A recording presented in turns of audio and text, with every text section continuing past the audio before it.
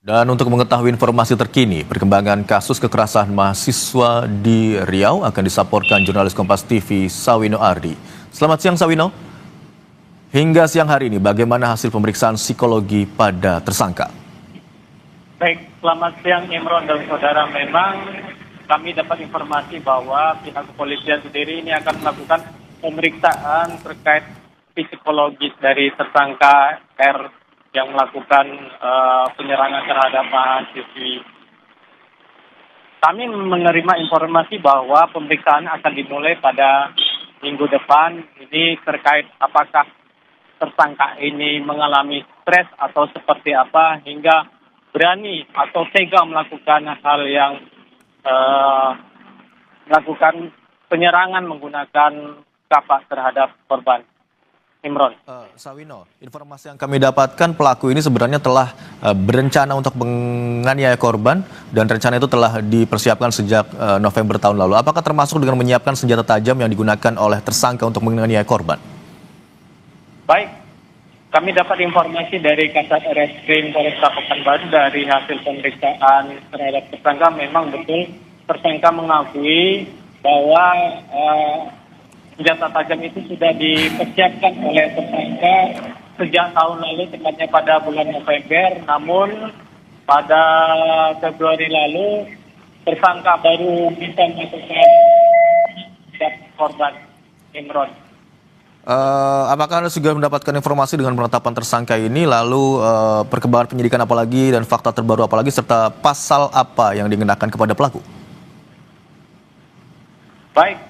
Betul, dalam kasus ini memang ditangani oleh pihak Polresta Pekanbaru, kemudian pelaku sudah ditetapkan sebagai tersangka atas dasar polisi mendapatkan hasil bukti bahwa pelaku ini melakukan perbuatan menyerang kepada korban ini menggunakan senjata tajam berupa kapak. Kemudian polisi juga menyita satu bilah parang ini yang dibawa oleh tersangka, dan tersangka sendiri ini dijerat dengan pasal 469 Undang-Undang Nomor 1 Tahun 2023 tentang penganiayaan berat dengan ancaman 12 tahun penjara. Selain itu, Imron, saya informasikan kepada Anda bahwa pihak kampus sendiri juga sudah membentuk tim investigasi untuk memeriksa perilaku dari si tersangka ini, dan tersangka juga sudah melakukan tindakan berat di kampus, dan ini akan mengakibatkan si tersangka ini akan diberhentikan dari kampus sebagai mahasiswa. Imron. Tadi Anda katakan pasal yang dikenakan adalah terkait dengan penganiayaan berat. Lalu apakah pengembangan terhadap kasus ini masih akan terus dilakukan sehingga memungkinkan ada munculnya atau dikenakannya pasal lain? Kami hingga saat ini masih menunggu informasi dari pihak kepolisian apakah itu akan ada pasal-pasal yang berlapis untuk menjerat dari tersangka RM. Imron. Baik, Sawino, yang juga kami ingin ketahui bagaimana dengan kondisi korban saat ini? Baik,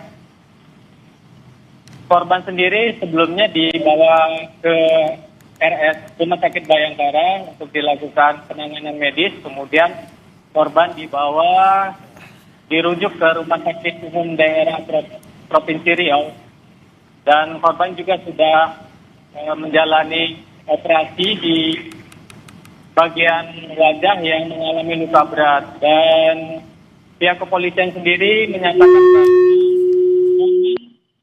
mengalami ada 8 luka di beberapa bagian yakni di muka korban, kemudian di leher bagian belakang, kemudian di punggung, serta di lengan korban.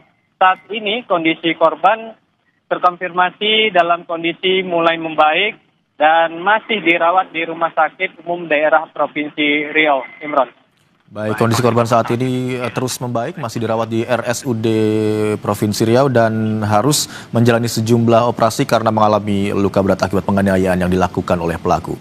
Terima kasih atas laporan Anda, jurnalis Kompas TV Sawino Ardi yang melaporkan dari Riau.